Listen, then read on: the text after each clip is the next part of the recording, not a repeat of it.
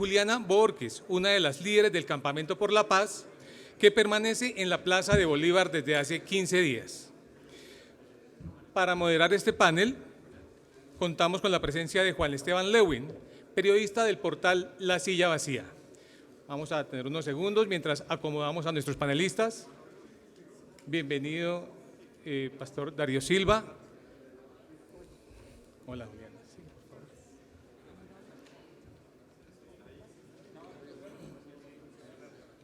Hola, Esteban. Muchas gracias.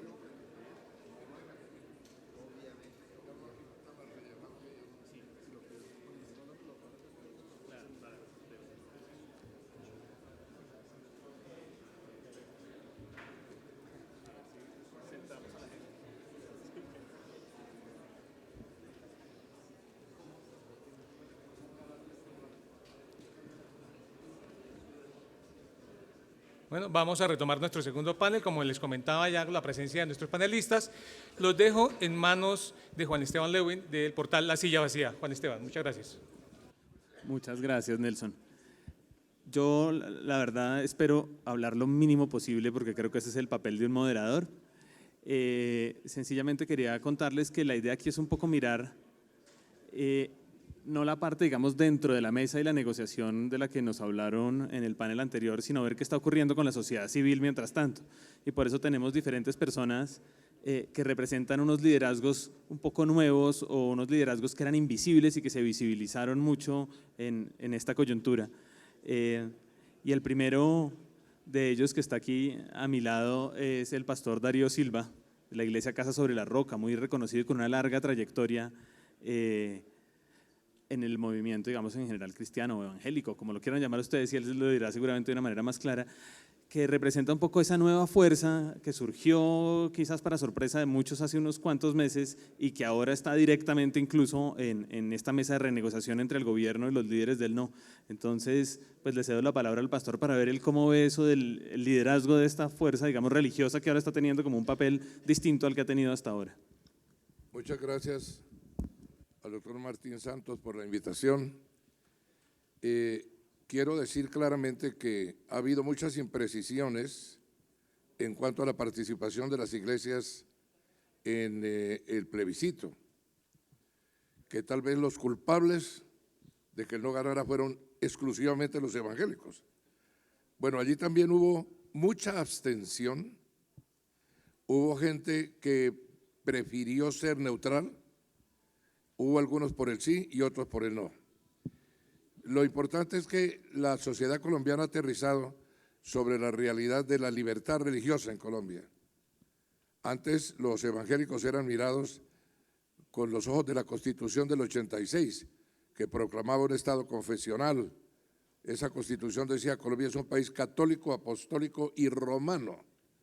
Y fue la Constitución del 91 la que consagró definitivamente la libertad de conciencia y de culto en Colombia. Y por supuesto las iglesias no son ausentes de los temas relacionados con la paz, porque han sido víctimas en muchos casos. Ha habido templos arrasados, pastores secuestrados.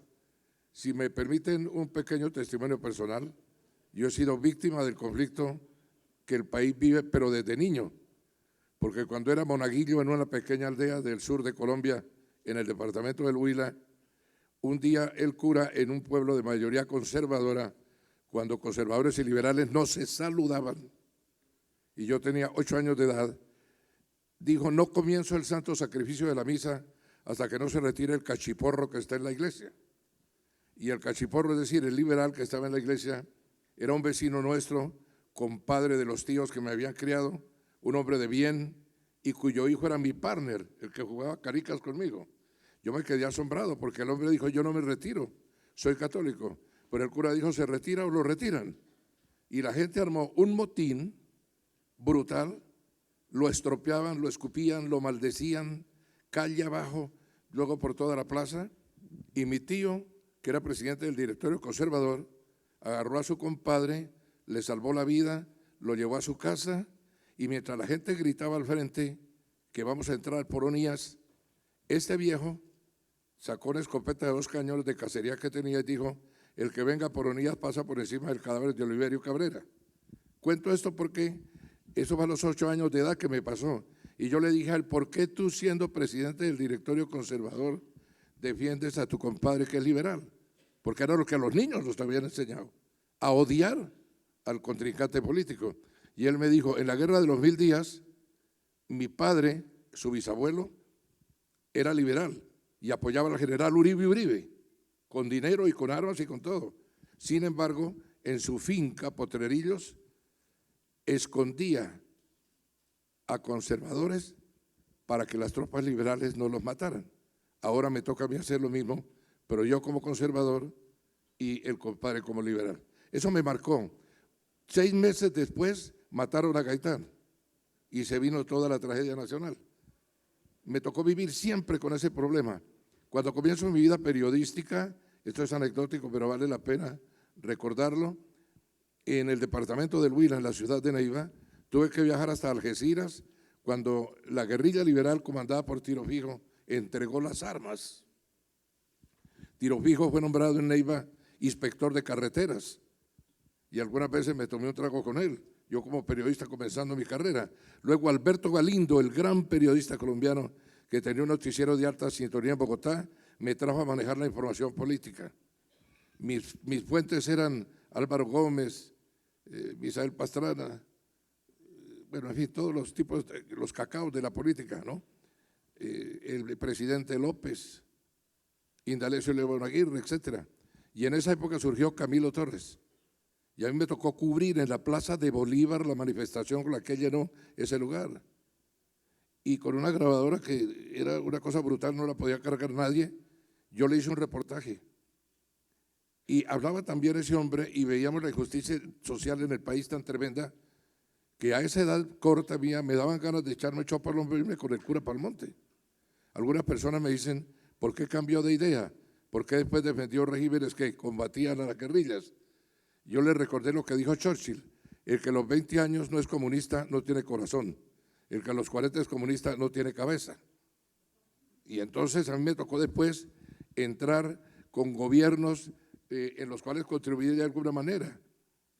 Yo fui director de medios audiovisuales en la campaña de Misael Pastrana, el padre de Andrés, a órdenes de Andrés Apergéneco, el padre de Ernesto, porque estábamos dentro del Frente Nacional.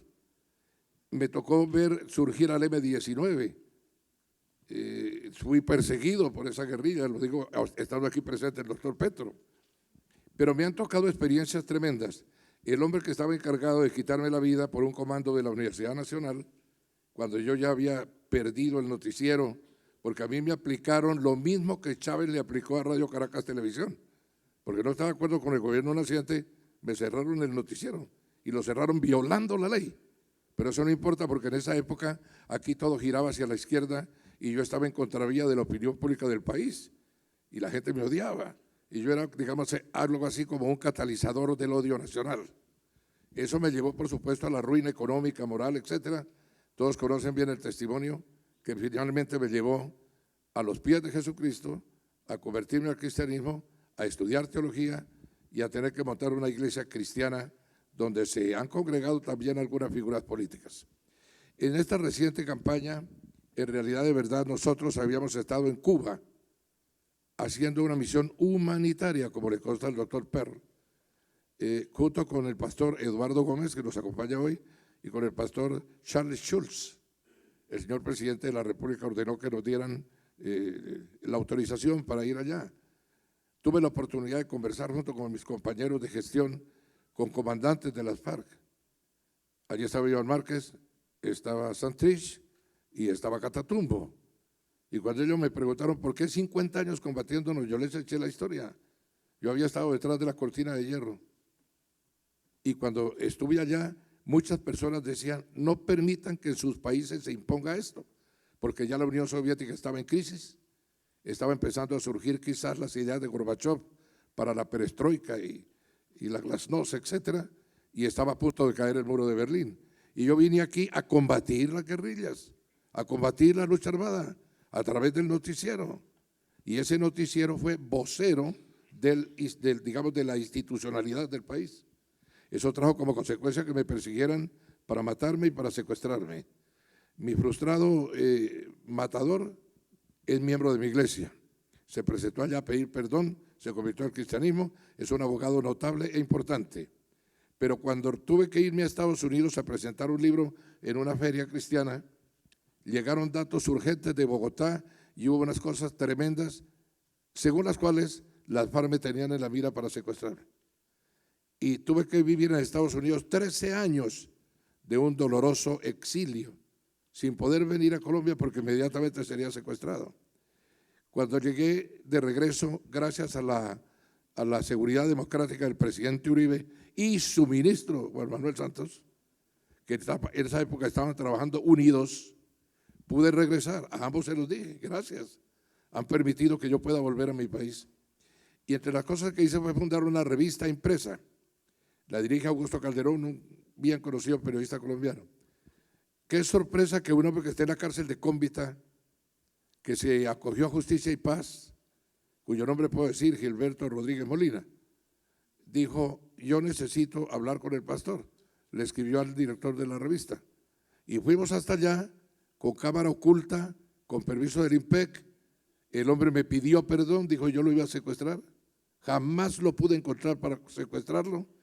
En la cárcel me acogí a Justicia y Paz. Hoy soy psicólogo, estoy con salidas algunas veces. Y pastor, quiero pedirle perdón. Y yo lo abracé y le dije, yo lo perdono de todo corazón, porque no conozco ningún otro evangelio que el que predico. Porque hay gente que piensa que con rencor podemos salvar al país. No, es absolutamente necesario entender que ese Dios a quien servimos tuvo su hijo aquí en la tierra, Jesús de Nazaret. 700 años antes de que naciera, el profeta Isaías dijo que sería príncipe de paz. Cuando estaba naciendo en una pesebrera, en un estado de indefensión y de pobreza, el Rey del universo, el Señor de la creación, los ángeles cantaban paz en la tierra. Antes de su sacrificio, en una cena íntima con sus apóstoles, les dijo, mi paz les dejo. Después de la resurrección, ante un grupo de estupefactos discípulos, les dijo, mi paz les traigo. Antes de ascender al cielo, en gloria y majestad, dijo, mi paz les dejo. Y entonces, ¿qué es lo que nos pasa? Que seguidores del príncipe de paz participamos más bien de contiendas, aunque solo sean verbales, que a veces son más nocivas que las contiendas puramente físicas, y no entendemos lo que desde un principio, y lo voy a decir sinceramente, traté yo de hacer en Casarroca. Se fundó en el año 87, en plena guerra civil colombiana. Desde el primer momento montamos una fundación que se llama Misericordia, Amor y Servicio. Por cuenta de la iglesia sostenemos hogares de niños desamparados, de niños desplazados. Y hemos sacado ya 39 profesionales, tenemos 36 en distintas universidades del país. Y antes de que se iniciaran los diálogos de paz, también en la iglesia fundamos el grupo Pacificadores, que lo dirigen Sandra Paz y su esposo Alberto Pardo, que está con nosotros aquí. Hemos estado dando, como le consta al doctor Pérez, en todo el país, en cárceles y en distintos lugares, la cátedra del perdón y la reconciliación, la cátedra del perdón y la reconciliación. No conocemos otra cosa. Si a mí me preguntaran, ¿y ahora qué? Lo mismo de siempre, lo que siempre hemos enseñado, pero quisiera decir sobre el plebiscito. Pastor, qué pena, podemos ir cerrando, que no tenemos tanto tiempo, sí, desafortunadamente, para que todos puedan participar. No, claro, no, está bien, pero mire. Muchas gracias. Entonces, en esto del plebiscito, coincidió con la bendita cartilla que el gobierno en buena hora retiró. Los evangélicos entendieron que les estaban imponiendo a través del acuerdo de paz la ideología de género. Eso es una inexactitud, pero bueno, es cuestión de cambiar el lenguaje, porque a veces el lenguaje no dice lo que dice, sino lo que la gente entiende. Y gracias a Dios, el presidente reunió a un grupo de pastores para que lleváramos iniciativas. Esas iniciativas se han llevado, ya las recibió el gobierno y creo que en esas iniciativas queda perfectamente claro algunas cosas. No hay ideología de género, eso es absolutamente falso. Segundo, la libertad religiosa no será tocada y todo lo demás que pudiera afectar de alguna manera las libertades de conciencia y de culto. Yo no fui ni del sí ni del no porque en mi iglesia los estatutos me prohíben hacer proselitismo político y la gente vota en conciencia, de acuerdo con lo que piensa dentro de su libertad de examen. Así que entonces he querido dar estos antecedentes porque no es cierto que todos votaron por el no ni que todos votaron por el sí. Seguramente la mayoría se abstuvo, pero ya estamos todos en una unidad, trabajando con el gobierno para que el nuevo texto interprete aquellas cosas por las cuales algunos se abstuvieron o algunos quizás votaron por el no. Es importante, perdóneme, y se lo dije a Cedecol, la Confederación Evangélica de Colombia, que hicieran algo rápido sin tantas vueltas. ¿Por qué? Porque también fue Churchill quien dijo, no, el general de Gaulle dijo, ¿quieres hacer una cosa? Hazla. Si no la quieres hacer, nombra una comisión. Y fue el propio general de Gaulle quien dijo que un dromedario es un caballo hecho por una comisión. De manera que esperemos que no haya tantas comisiones, porque ya los millennials están en la calle, doctor Santos. Y los que pertenecen a mi iglesia me han dicho vamos a decirle a estas generaciones que llegaron hasta ahora, viejos degenerados, sinvergüenzas, que administraron mal los dineros públicos, que nos llenaron de odios, que nos llenaron de rencores, que asesinaron gente, que permitieron esta masacre inmensa del país. No soportamos que nos entreguen esa clase de país. Que hagan el acuerdo ya y nosotros se lo agradeceremos. Y si ustedes no lo hacen, nosotros nos encargamos de hacerlo. Y recuerde que la obligación de la juventud es rebelarse, dijo Ortega y Gasset. Que Dios los bendiga y estoy listo para cualquier pregunta que me quieran hacer. Muchas gracias, pastor. Y justamente ese final es muy bueno porque nos lleva justamente al actor siguiente, Juliana Borges, que es una de las líderes precisamente de estas juventudes que están pidiendo el acuerdo ya. Entonces también queremos oír cómo ves ese surgimiento, ese liderazgo, hasta dónde está llegando esa movilización juvenil por ahora, para dónde está yendo esa nueva fuerza. Bueno, muchas gracias y buenos días a todos.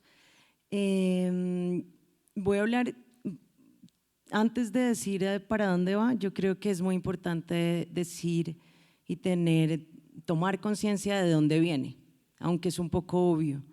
Yo creo que hemos pasado décadas y siglos en lo que hoy es esta nación, en un tipo de relacionamiento casi hipnótico, en donde nos hemos permitido dividirnos sin entender por qué nos dividimos, separarnos y estar separados sin entender por qué es que estamos separados.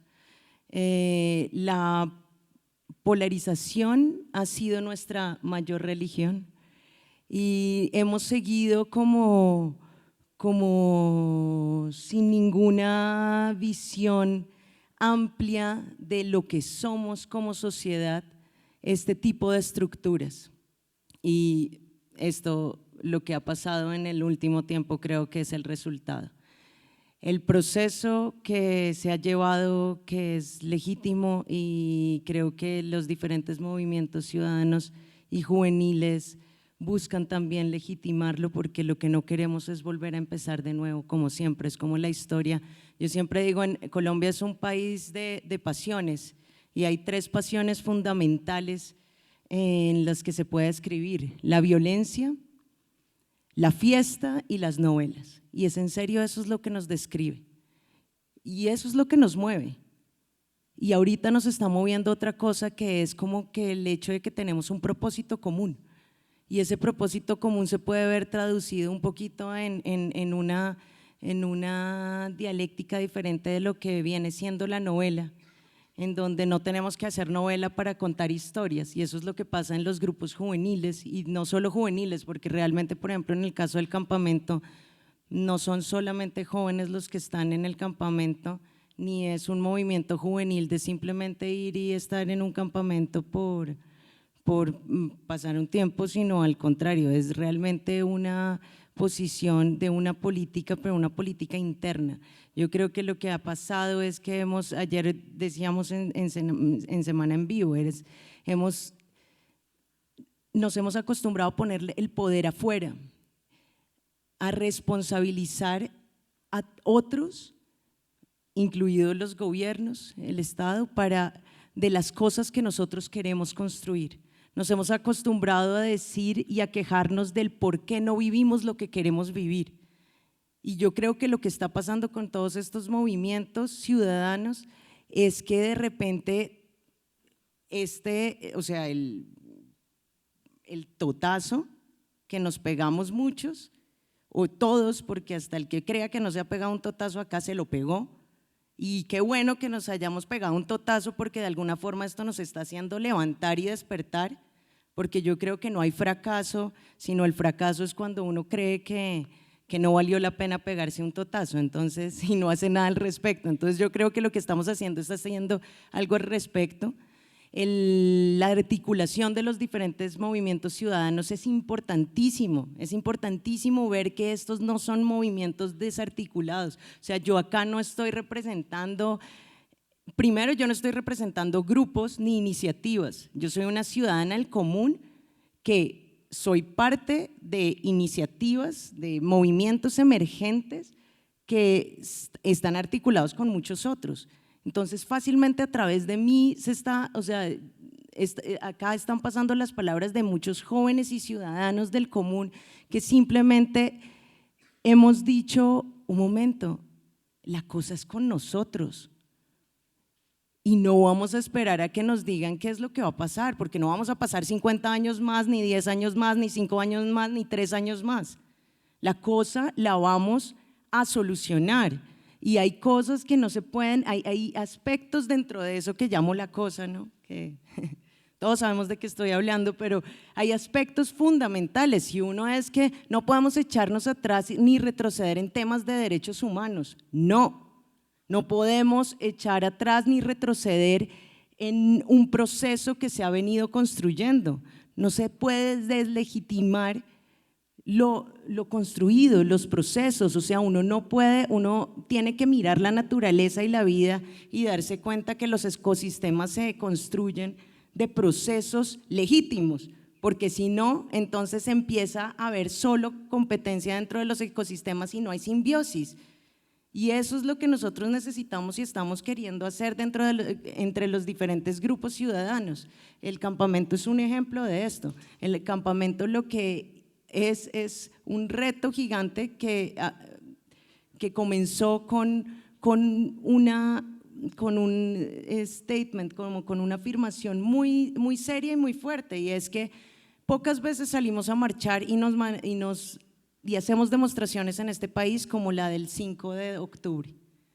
Y cuando llegamos a la plaza, personas que hemos estado trabajando en esto, yo he trabajado en esto 12 años de mi vida, y todos los que estábamos en esa noche en la plaza somos personas que hemos estado conscientes y que conocemos el proceso. Y esa noche dijimos, ¿y qué? ¿Nos vamos a dormir? A ver, ¿quién nos convoca a la próxima marcha? ¿Nos vamos a dormir a ver qué? No, a ver cuándo volvemos a hablar de esto, a ver cuándo es el próximo foro. Yo creo que el campamento es un símbolo que lo que busca es resguardar lo que es un territorio de paz, por lo menos generar representaciones de lo que queremos construir. El que vaya al campamento es una pequeña Colombia, es impresionante, de verdad, es un aprendizaje gigante, pero además de eso está todos los días presente, y nos vamos a dormir en eso que no permitimos que sea indiferencia, porque si algo ganó el 2 de octubre fue la indiferencia. De resto vale 5 la polaridad detrás de esa indiferencia. El punto es a ver si nos despertamos, y no por nuestros círculos cercanos, sino porque yo creo que ya estamos cansados. Espero no haberme demorado. No, mil gracias, Julián. Andrés representa sin duda alguna de las fuerzas que están surgiendo en este momento, que es Marcha Patriótica. que además me imagino que tenía un panorama muy distinto si ganaba el sí o si ganaba el no. ¿En qué está Marcha Patriótica ahora? ¿Cómo está ese movimiento? Bueno, quiero agradecer a la Fundación Buen Gobierno y al doctor Martín, porque estos escenarios son los que van a permitir que Colombia se encuentre y se reconcilie, y quiero además también compartir unas reflexiones en torno a la pregunta ahora qué y también el papel de Marcha Patriótica y el movimiento social. El país se enfrenta a una difícil situación de la posibilidad cierta de cerrar el conflicto con las FARC. Transitamos hacia la perversa posibilidad de retornar a la guerra. Guerra que las grandes mayorías de este país rechazamos, que ninguna minoría, y el panel anterior fue ejemplo de eso, reconoce como un propósito, pero que en realidad gravita como una gran amenaza sobre el destino de nuestra sociedad. Eso es una realidad cada vez más latente, cada vez más riesgosa. Yo creo que nos asiste un deber ético, moral y político de evitar el retorno de la guerra. Creo también que tal vez para transitar este deber, contrario a oponernos, contrario a rechazar, el acuerdo de justicia es un camino, y creo que la justicia prospectiva también entendida como el reconocimiento de los derechos fundamentales, esenciales para las nuevas y futuras generaciones, entendida como el derecho a la preservación de la especie humana, el derecho a reconocer sus orígenes y su identidad, el derecho a la exención de las responsabilidades por las acciones cometidas por las generaciones precedentes, el derecho a preservar la libertad de opinión. Y no tenemos ningún derecho a que las futuras generaciones les heredemos los 265.000 muertos, las 46.000 desapariciones, los 6 millones de desplazados, las 5 millones de hectáreas despojadas en este país, las 8 millones de víctimas, el dolor, la rabia, la sangre, la desolación, la decepción. El conflicto de la segunda mitad del siglo XX en Colombia realmente no es una historia digna de repetirse para nuestro país, para nuestras generaciones, para el futuro. Desde mi perspectiva y de reflexión, creo que debe ser también la reflexión que por la que deben guiarse los liderazgos en la Colombia de hoy. Y debemos hacer una gran pregunta a los liderazgos y la sociedad colombiana. ¿Seremos incapaces de cerrar el ciclo de violencia y construir paz estable y duradera y consolidar la reconciliación nacional que tanto se necesita? Creo yo, a mi modo de ver, ante esta gran pregunta, ahora que este es el gran desafío también. Y es un desafío para las FARC, para el gobierno nacional, doctor Fran Per, la Fundación Buen Gobierno, para los partidos políticos, para el movimiento social, para los líderes sociales, para los líderes políticos y para la sociedad colombiana, reafirmo. Es el desafío de la Colombia de hoy, el desafío para superar esta gran encrucijada. Y yo digo, Pastor Darío Silva, que todos los dioses de Colombia nos asistan en este momento histórico.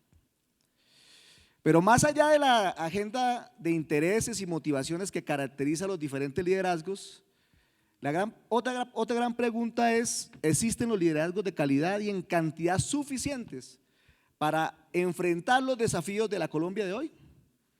Yo creo que sí, existen, están ahí. Yo particularmente me voy a situar en el movimiento social de Colombia, que es mi experiencia vital, y particularmente voy a mencionar la importante y rica experiencia que tienen organizaciones como la que yo pertenezco, la Asociación Campesina del Valle del Río Cimitarra, que está ubicada en el Magdalena Medio colombiano, denominada así justamente por después de la segunda mitad del siglo, denominada así justamente para ubicarla como una zona de conflicto, y eso da cuenta de lo que le ha tocado padecer a esta zona como otras zonas del país. Pero a pesar de eso, esta organización, estos procesos, como los hay profusamente en Colombia, ha luchado por llevar desarrollo social con enfoque territorial a sus habitantes, por mejorar el bienestar social de ellos. Han construido y vertebrado una serie de relaciones sociales, políticas nacionales e internacionales, cuyo objetivo fundamental fue mantenerse en el territorio, que la guerra no los sacara del territorio, protegerse de la guerra. En medio de esa guerra han construido un tejido comunitario vital, importante, palpitante. Doctor Framper, para la construcción de la paz con enfoque territorial. La Asociación Campesina del Valle del Río Cimitarra, luego de un proceso intento de judicializaciones, estigmatizaciones, tengo que mencionarlo, en los gobiernos del presidente Uribe, pasamos a ser reconocidos con el Premio Nacional de Paz por la Fundación por la organización FESCOL, por la revista Semana y por Caracol. Esto habla de esas experiencias, habla de cómo palpitan allí los liderazgos, como los de la Cumbre Agraria, que logró reunir comunidades interétnicas, sentarse con el gobierno, pasar de la movilización a la posibilidad de concertar con el gobierno políticas públicas para impactar con bienestar social a sus comunidades.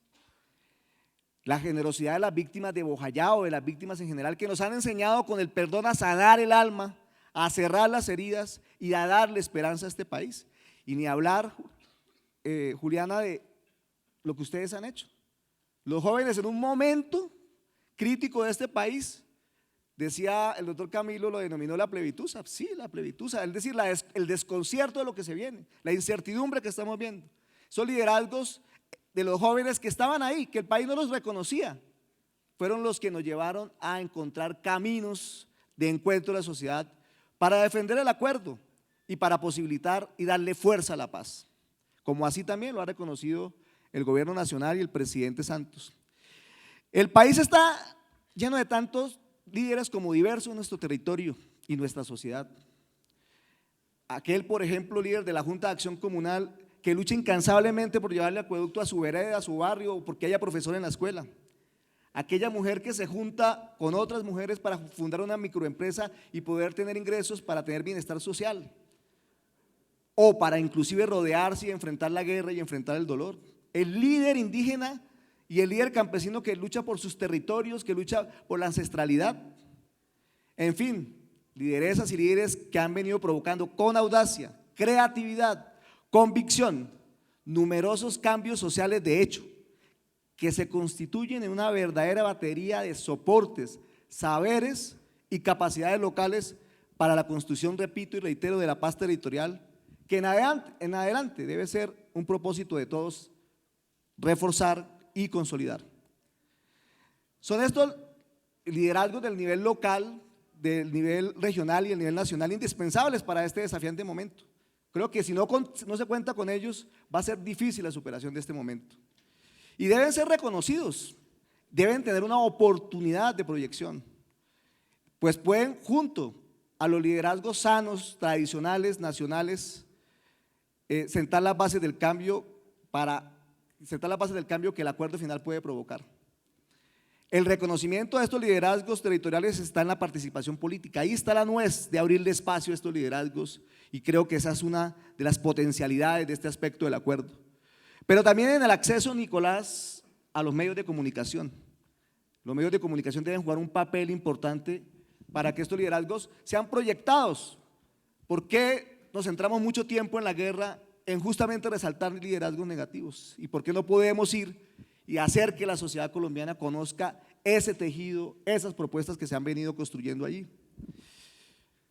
Y hay que generar por parte del gobierno, creo que ha sido un propósito que ha venido de alguna manera construyéndose por el gobierno nacional en este momento, y es abrir canales efectivos de conversación, de diálogo con estas comunidades, con estos procesos, y ese es un buen camino, doctor Framper, que yo celebro de la actitud del presidente Santos en esta crisis.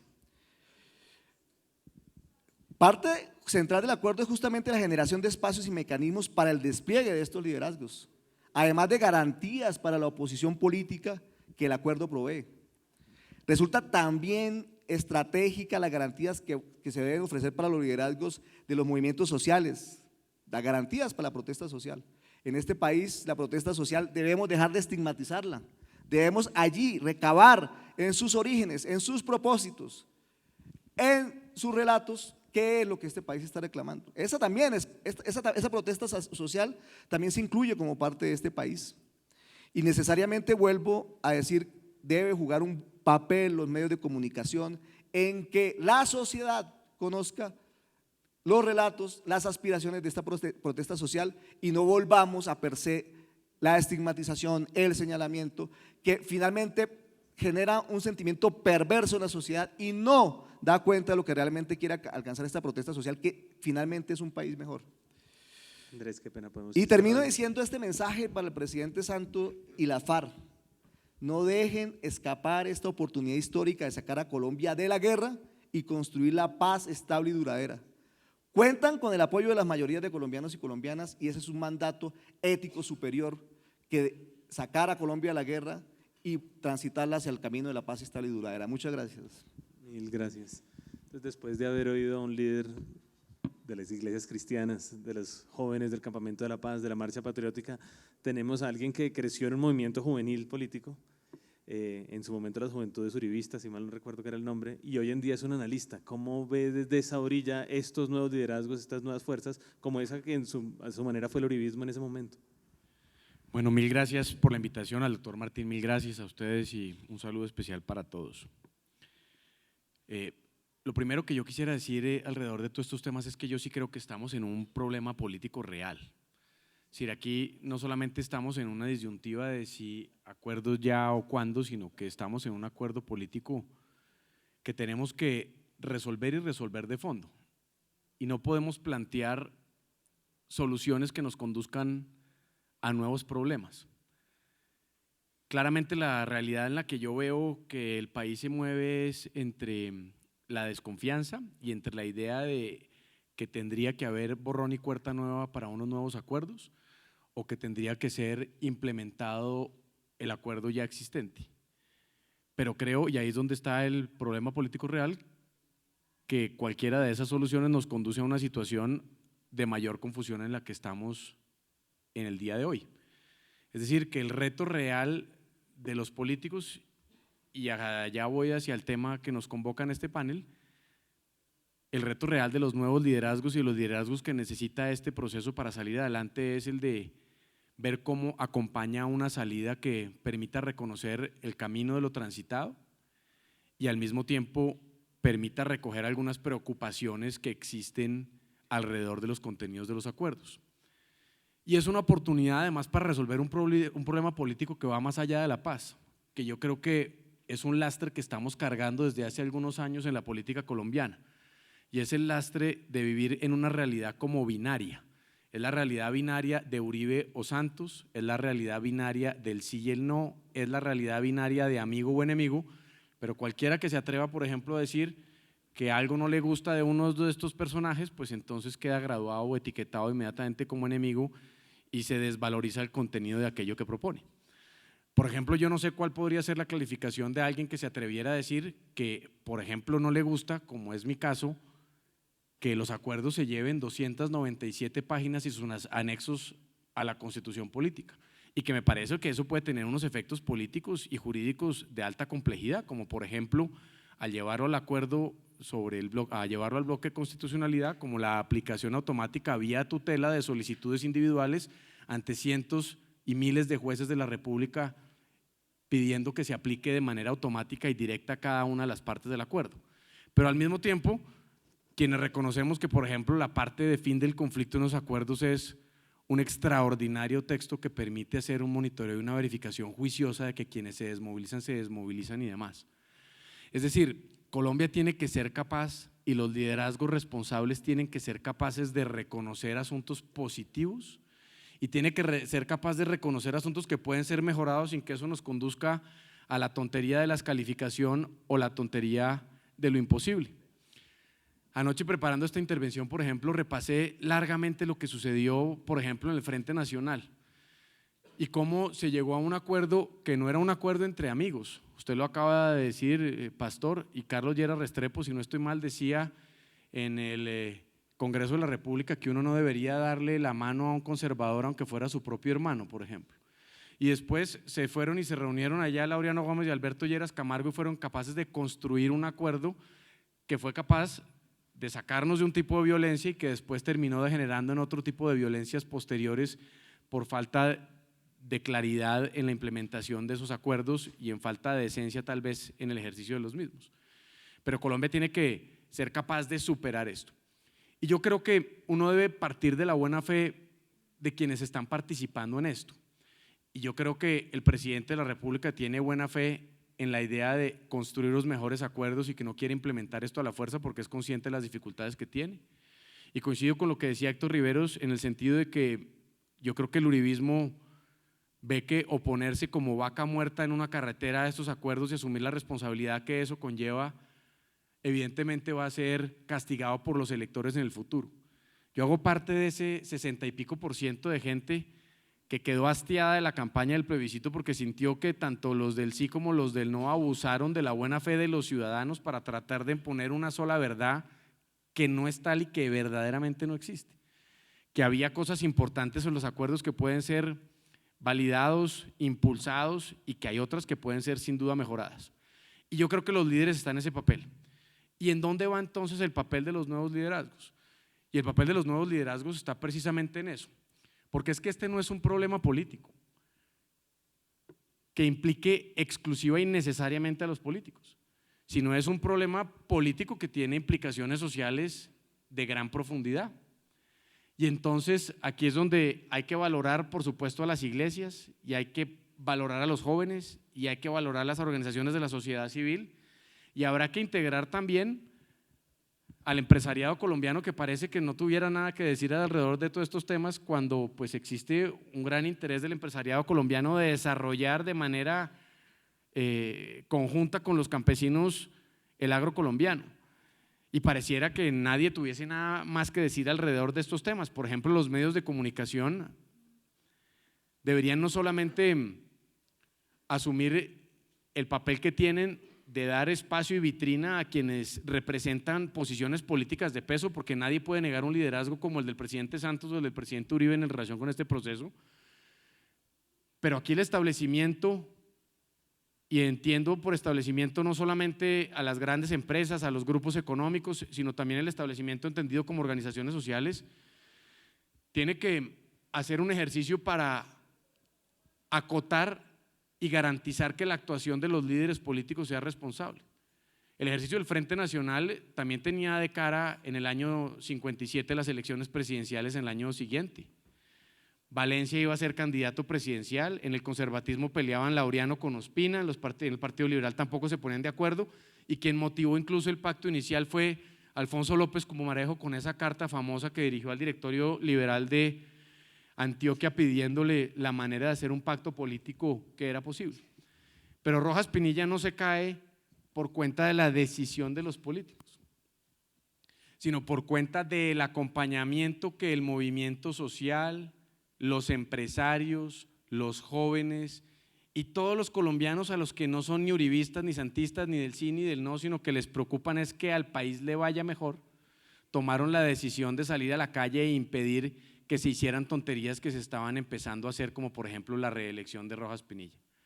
Y aquí lo que yo sugiero y lo que me parece que es y válidamente vale la pena reclamar es que los nuevos liderazgos abandonen, ya la campaña se acabó, la campaña terminó hace 15 días, ¿para qué seguimos insistiendo en lo que ya pasó?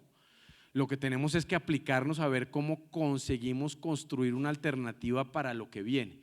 Y la alternativa para lo que viene no es ni parte de la base de reconocer o de pensar que el otro es un idiota al que no le gusta la paz, ni que el otro lo que pasa es que nos está llevando a el socialismo del siglo XXI. Es decir, ni guerra ni castrochavismo. Otra vez el ejercicio simplista y tonto de llevar el análisis político al sí y al no, a lo binario, en donde no hay posibilidades de llegar a acuerdos. Yo creo que en justicia transicional hay posibilidad de llegar a acuerdos. Yo creo que en términos, por ejemplo, del campo hay posibilidad de llegar a acuerdos que no rompen la estructura fundamental de lo que es aceptable. Y por último, yo creo que el acompañamiento de la comunidad internacional, el acompañamiento de por decirlo de alguna manera y por ponerle nombre, de ese frente civil que pueda presionar legítimamente y respetuosamente a los políticos para llegar a un acuerdo, de manera absoluta también tienen que lograr que se presione a las FARC a aceptarlo, porque entre otras cosas aquí también se han analizado los drivers y las motivaciones de decisión de los actores políticos en este conflicto político en el que estamos. Pero es que las FARC también tiene elementos de motivación que a mi juicio hacen pensar que ellos tampoco quieren devolver para la guerra. Yo creo que después de que usted entregó 5.800 nombres en una lista del Ejecutivo, en que está preconcentrado, en donde pues seguramente yo espero que las agencias de inteligencia del Estado no se hayan apagado cuando empezaron los diálogos de paz, sino que hayan continuado y pues tienen mucha información importante que puede ser útil en caso de que esto se reactive, pues entonces aquí no estamos de cero como en el primer día de la creación, sino las FARC también son un actor que por supuesto plantean públicamente y abiertamente la idea de subir el estándar de los mínimos de la negociación, pero que más temprano que tarde también tienen que acreditar las posibilidades reales de llegar a un acuerdo importante.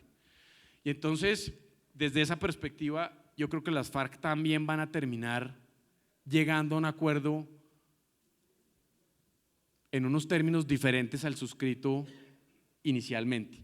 Y yo creo que ese es el propósito nacional y creo que ahí es donde debería estar el propósito de ese frente civil que debe liderar diferentes y nuevos liderazgos de organizaciones.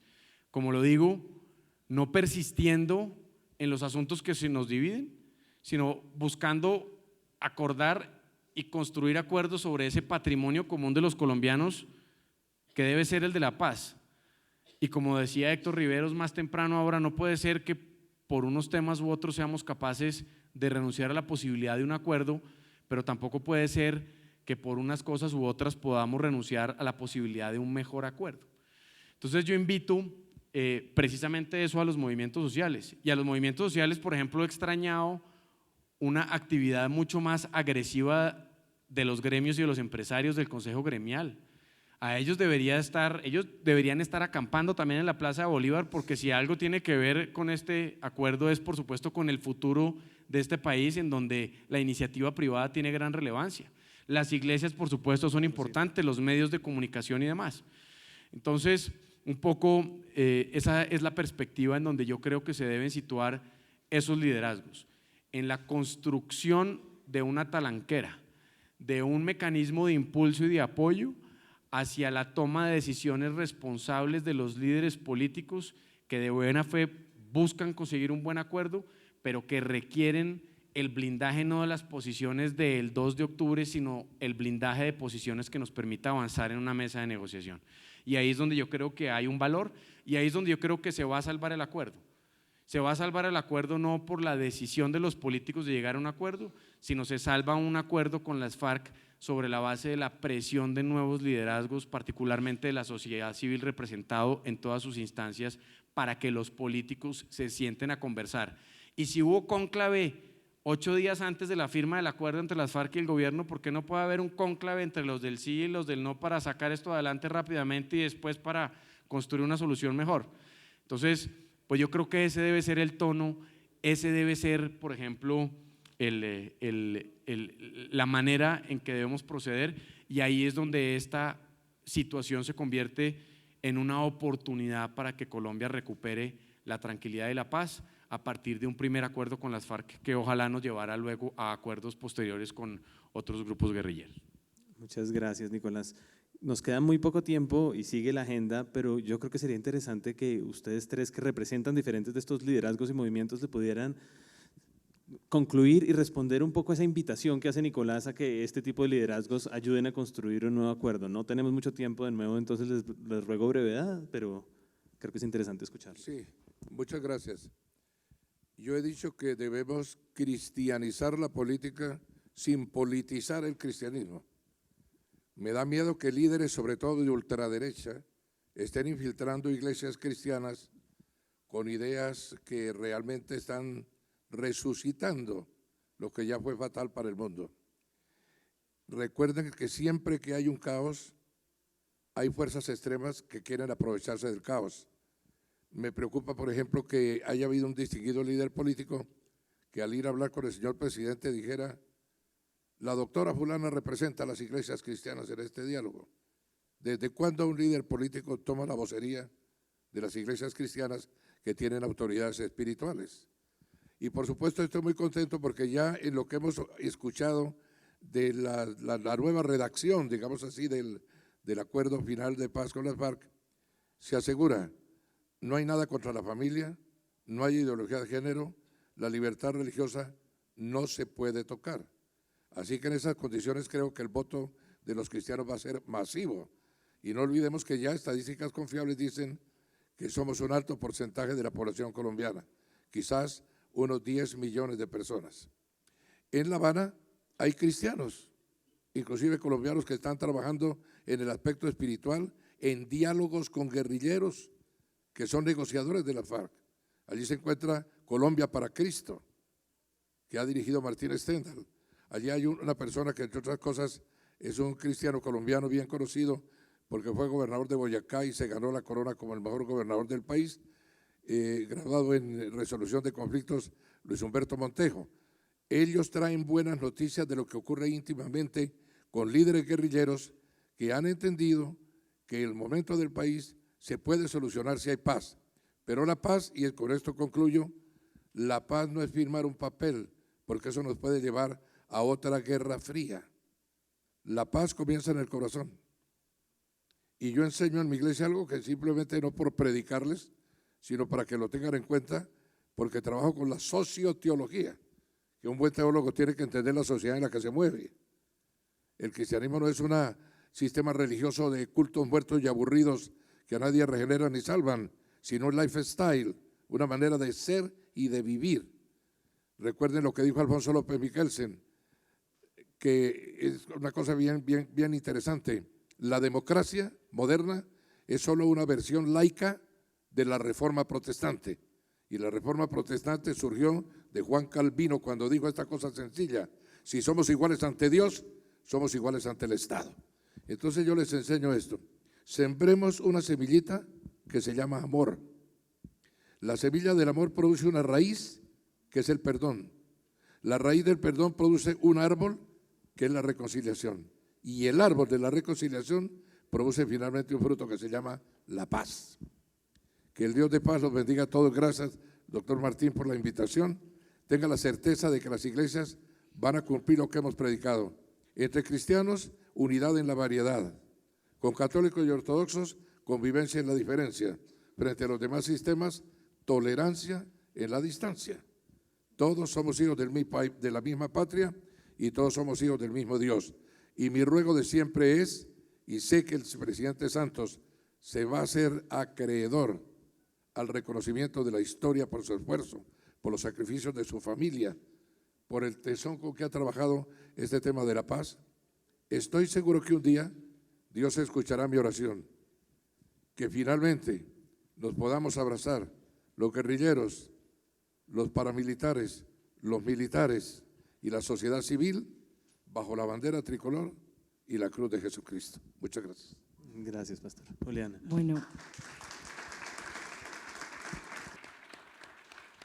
Bueno, estoy de acuerdo. Nosotros como sociedad civil no solamente necesitamos ser parte, sino es que estamos siendo parte.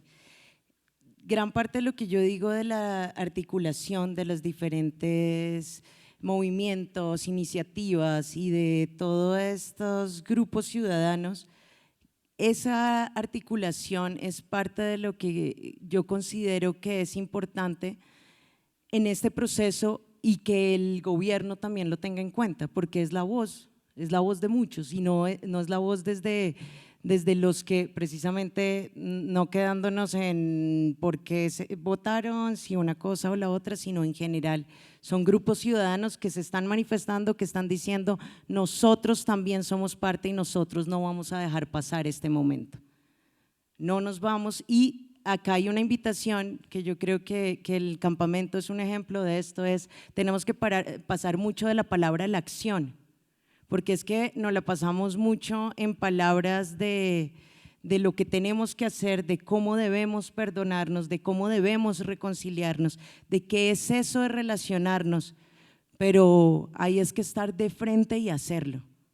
Si no estamos de acuerdo con que el proceso se pare, pues hay que salir a la calle y decir no estoy de acuerdo.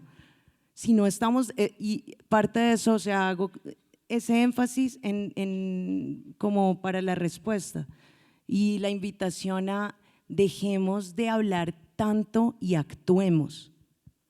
O sea, solamente hasta que el poder que ponemos afuera, cada vez que hablamos y decimos y culpamos, no lo pongamos adentro y demos un ejemplo como lo estamos haciendo nosotros, los jóvenes, los ciudadanos, solo hasta ese momento de qué paz vamos a estar hablando. Entonces yo me uno, yo soy parte del problema y por eso soy parte de la solución. Gracias. Siempre hago eso, sin bravuras, ¿no? Solamente pasión, pasión. Gracias, Juliana. Yo comparto lo que muy, creo yo, acertadamente consideraba el doctor Uprimi esta mañana. Los acuerdos, particularmente, por ejemplo, el acuerdo agrario, tiene unos impactos importantes que le va a permitir a 10 millones de campesinos acceder y a formalizar la tierra. Es decir, si vamos a tratar de destruir ese acuerdo para impedir que eso ocurra, nos estamos regresando a la génesis del conflicto si ese es el propósito. Vamos a sacar a las víctimas del centro del acuerdo, del reconocimiento de la verdad, un acuerdo reconocido ampliamente y que tiene una arquitectura avalada por la comunidad internacional, por la Corte Penal Internacional y que pone como centro a las víctimas. ¿Se trataría de hacerle el quite a la verdad en lo que se propone? Y yo creo que lo que está ocurriendo con estas movilizaciones que se están dando es que está surgiendo y está emergiendo con fuerza amplios sectores sociales que eran invisibilizados y que justamente el acuerdo de participación política les da rostro, les da vida, les da ruta de posibilidades de participar activamente en la política de Colombia. Por lo tanto, lo que yo creería es que necesariamente si el acuerdo es susceptible de perfeccionamientos, de ampliaciones y como decía el doctor Uprimi, ampliaciones para mejorar los impactos en la posibilidad de democratizar el país y en la posibilidad de generar bienestar social. Si son susceptibles de perfeccionamientos y de anexos y de ampliaciones en este sentido, tal vez bienvenidos. Pero si se trata de destruir lo acordado, como si el plebiscito lo que hubiera marcado hubiera sido un nuevo comenzar, yo creo que la sociedad colombiana no se debe someter, digamos, por ese estrecho margen, a considerar esa posibilidad. Y terminaría diciendo, lo que ocurrió tiene también, como decía recientemente, se lo escuché a Timoteo Jiménez, el comandante de las FARC y al presidente Santos, se ha convertido en una estructura de oportunidades lo que aconteció. La sociedad colombiana está construyendo por primera vez el anhelo de paz, se está aferrando al anhelo de paz y está también intercambiando y se está politizando de una manera, en un intercambio que me parece sano y que no hay que olvidar. No debemos tachar ese debate frente a los contenidos y alcance de los acuerdos como algo negativo y polarizante. Yo creo que al contrario, escenarios de diálogo, de intercambio en ese sentido deben darse y porque eso hace que la gente se apropie de un sentido, de un elemento que va a ser transformador para la sociedad colombiana. Y finalizaría diciendo, eso es lo que debe esperarse del país: participación, democracia, amplitudes. No debemos sujetarnos a agendas propias de intereses políticos muy mezquinos, yo sí lo señalo así. No podemos pensar, sí, el acuerdo va a impactar las elecciones del 2018, pero no debemos pensar que debemos someternos a la guerra por esos intereses mezquinos. Yo creo que lo que está ocurriendo es un cuadro de oportunidades, una estructura de oportunidades para la sociedad colombiana que debemos aprovecharla para profundizar la democracia, para comenzar de alguna manera a desarrollar esos acuerdos en términos de visibilizar esa gran energía movilizadora que los jóvenes y el resto del movimiento social ha acompañado. Eso creo que es la ruta y no debemos asumirlo con miedo. Y el papel de los medios debe jugar un papel, no es de polarizar, es de aclarar, es de hacer política, es de desarrollar la política a su más alto nivel y en sus más amplios contenidos, y a eso no le debemos temer. De eso se trata, que este país que se expresó en el plebiscito y que históricamente ha expresado una abstención histórica, pueda por fin, que los colombianos se conmuevan, que los colombianos tengan, de alguna manera, se apropien de la política. Creo que es también parte de los elementos de este cuadro de oportunidades que se ha abierto ante esta adversidad. Mil gracias. Nicolás Chiquito. Sí, simplemente lo que yo no creo que sea útil en esta discusión es trasladar la polarización ahora de la votación del plebiscito a la polarización de la renegociación de los acuerdos y ver quién suma entonces ahora más apoyos civiles para imponer su agenda política en el marco de esos acuerdos. Lo que yo creo es que aquí pues habrá que depurar temas y habrá que llegar a acuerdos sobre los temas fundamentales, que es en los que podemos estar de acuerdo. Y los otros ver cómo se tramitan después, posteriormente, por la vía de la política, sin acabar con ella, sin restringirla y sin impedirla. Pero lo que es urgente en el marco de la negociación con las FARC es ver cómo esta gente se desmoviliza, ver cómo se desintegran sus frentes y ver cómo se construye una salida política para que esto no se vuelva a repetir en el futuro. Y ese yo creo que debe ser el movimiento, el papel de los nuevos liderazgos. Si nos quedamos enterrados en la defensa cerrera de lo que se votó el pasado 2 de octubre, puede pasar 15 días, 2 meses y no habrá plazo suficiente para llegar a un acuerdo porque simplemente no lo va a haber. Y por eso es importante la apertura del gobierno, a mi juicio, y es importante la idea de que quienes se opusieron al acuerdo puedan hacer unas propuestas para integrar algo que entre todos, y ahí es donde yo digo, nuevos liderazgos son importantes, sociedad civil es importante, puedan considerar como aceptables para lograr el objetivo último, que es el de desarmar a las FARC y poder recuperar esas zonas que han sido azotadas por la violencia. Mil gracias, yo creo que con eso cerramos para todo lo que se viene.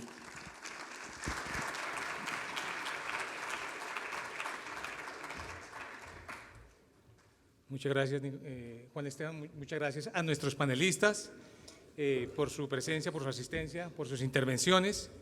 Rápidamente vamos a dar paso a nuestro siguiente panel. Los invitamos a conservarse en sus asientos mientras hacemos el